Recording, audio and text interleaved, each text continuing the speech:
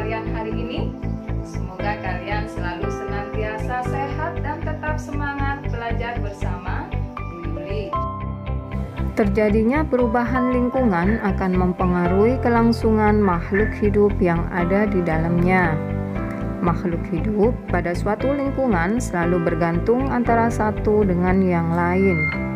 Oleh karena itu, apabila ada satu komponen yang berubah, maka akan menyebabkan perubahan pada makhluk hidup yang lain yang tidak mampu beradaptasi.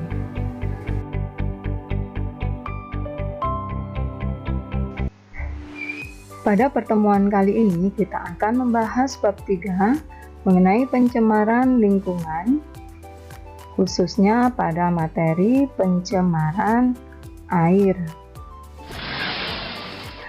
Tujuan pembelajaran kita hari ini, setelah melakukan kegiatan pembelajaran, Bu Yuli harap kalian dapat mendeteksi terjadinya pencemaran lingkungan. Yang kedua, kalian dapat menjelaskan pengertian pencemaran dan pencemaran air. Yang ketiga, kalian dapat menganalisis faktor-faktor penyebab pencemaran air. Dan yang keempat, kalian dapat memecahkan masalah pencemaran air. Coba kalian lihat dan perhatikan perbedaan pada gambar di samping. Pada gambar 1, kita bisa melihat sungai yang bersih, di mana air sungai ini terlihat sangat bersih dan bebas dari sampah dan juga airnya jernih. Pada gambar kedua, ini adalah sungai dan tanah yang tercemar, di mana sungai dan tanah pada pinggiran sungai ini banyak sekali sampah. Air sungai juga berwarna coklat dan keruh, juga baunya tidak sedap. Kemudian yang ketiga, ini adalah udara yang tercemar, di mana udara tersebut banyak asap kendaraan, banyak debu, dan juga mengganggu pernafasan. Pada gambar 2 dan 3, sampah dan asap yang masuk pada suatu lingkungan akan mempengaruhi kehidupan makhluk hidup pada lingkungan tersebut dan menyebabkan pencemaran. Definisi pencemaran menurut Undang-Undang RI Nomor 23 Tahun 1997, pencemaran adalah masuknya atau dimasukkannya makhluk hidup, zat, energi, atau komponen lain ke dalam lingkungan, atau berubahnya tatanan lingkungan oleh kegiatan manusia atau proses alam sehingga kualitas lingkungan turun sampai ke tingkat tertentu yang menyebabkan lingkungan menjadi kurang atau tidak dapat berfungsi lagi sesuai dengan peruntukannya.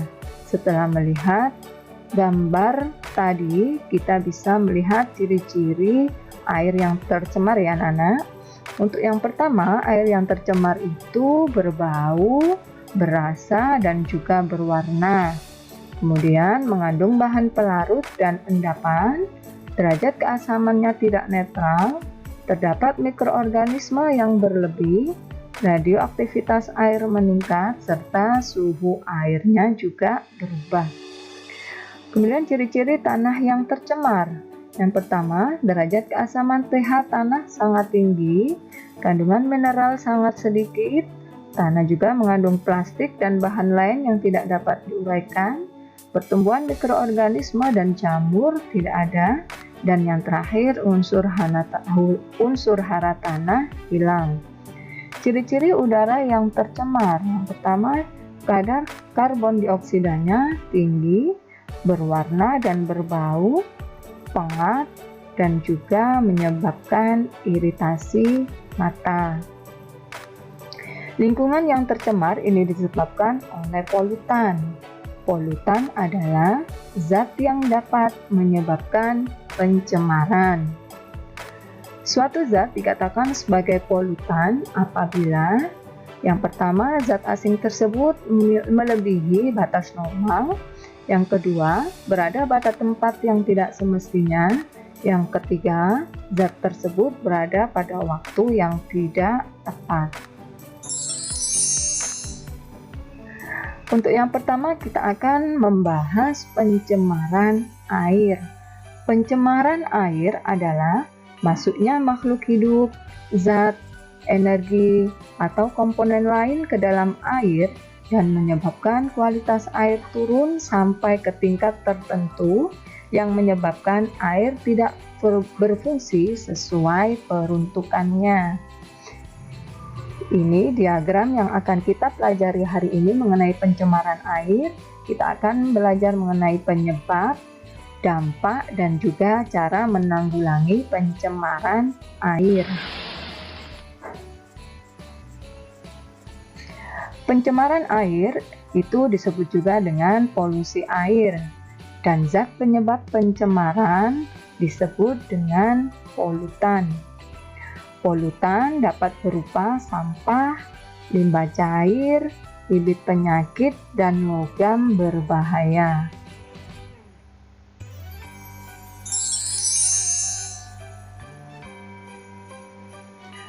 Faktor penyebab pencemaran air itu meliputi limbah rumah tangga. Limbah rumah tangga ini terdiri dari limbah organik, yaitu limbah yang berasal dari kulit buah, sisa makanan, daun, atau bahan yang dapat diuraikan mikroorganisme, dan juga limbah anorganik yang berasal dari besi, plastik, kaca, kaleng bekas, dan sebagainya. Kemudian faktor penyebab yang kedua adalah dari limbah industri. Ini juga ada dua, ada limbah organik yang dihasilkan dari limbah pabrik tekstil dan pabrik kertas yang sangat berbau. Kemudian limbah organik ini biasanya merupakan cairan panas, berbuih, berwarna, berbau, dan mengandung asam belerang dari pabrik baja, pabrik emas, pabrik cat, dan sebagainya. Untuk yang ketiga adalah faktor penyebab pencemaran air adalah limbah pertanian, yaitu dari penggunaan pestisida dan pupuk anorganik. Penyebab yang keempat adalah limbah transportasi yang berasal dari tumpahan bahan bakar kapal laut, yang dapat menyebabkan ikan-ikan atau ekosistem di laut ini terganggu dan bahkan mati. Dampak pencemaran air ini terdiri dari mengganggu pemandangan, pemekatan hayati, mengganggu kesehatan, dan penurunan kualitas lingkungan. Pencemaran air dapat mengganggu pemandangan.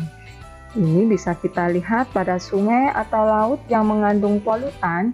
Ini sangat mengganggu pandangan mata dan juga keasrian dan kenyamanan tempat tersebut.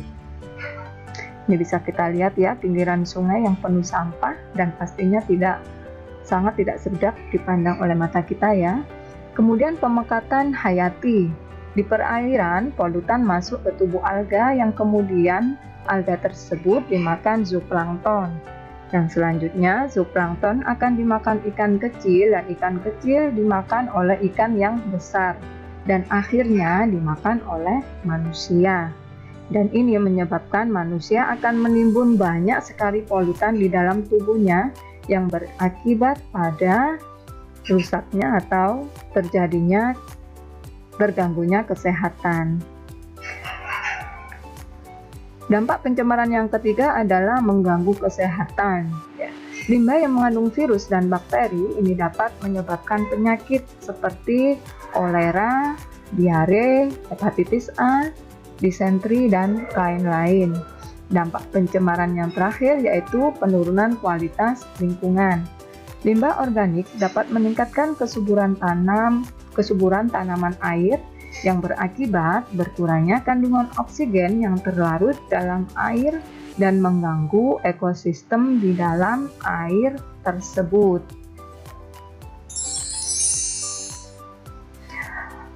Lantas, apa upaya yang harus kita tanggulangi untuk pencemaran air tersebut? Ini adalah upaya masyarakat dan pemerintah dalam penanggulangan pencemaran air. Yang pertama yaitu pembuatan kolam stabilisasi. Air limbah ini diolah secara alami yang bertujuan untuk menetralkan zat pencemaran sebelum limbah dialirkan ke sungai. Upaya yang kedua adalah pengelolaan ekskreta. Pengolahan ekskreta dalam septic tank dapat diolah secara anaerobik menjadi biogas yang berfungsi sebagai sumber gas untuk keperluan rumah tangga. Upaya yang ketiga yaitu dengan menerapkan 4R, yaitu reuse, recycle, reduce, dan repair. Reuse ini adalah penggunaan kembali barang-barang, misalnya barang yang dari sampah organik ini bisa diolah sebagai pupuk. Untuk recycle ini adalah pendaur ulangan, ya. Kemudian reduce adalah pengurangan bahan atau bahan-bahan dengan cara menghemat, ya. Seperti jika kita berbelanja ke pasar atau supermarket, sebaiknya kita membawa tas dari rumah sendiri. Kemudian langkah yang terakhir adalah repair, yaitu melakukan pemeliharaan, misalnya membuang sampah pada tempatnya.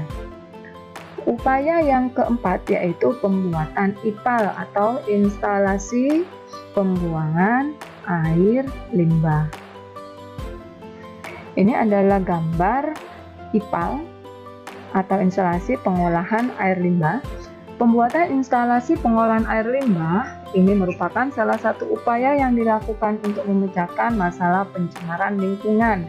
Pengolahan ini dilakukan dengan 3 tahapan. Tahapan yang pertama adalah primary treatment, merupakan pengolahan pertama yang bertujuan untuk memisahkan zat padat dan zat cair dengan menggunakan filter dan bak sedimentasi. Kemudian cara yang kedua itu adalah secondary treatment, merupakan pengolahan yang bertujuan untuk mengabulasikan, menghilangkan koloid, dan menstabilkan zat organik dalam limbah. Tahapan yang terakhir yaitu tertiary treatment, merupakan lanjutan dari pengolahan kedua dengan cara penghilangan nutrisi atau unsur hara, khususnya nitrat dan fosfat, serta penambahan klor untuk memusnahkan mikroorganisme patogen. Oke anak-anak, setelah kalian mendengarkan pembahasan Bu Yuli tadi, ini untuk kalian latihan di rumah ya. Kalian kerjakan ini, untuk kalian kumpulkan.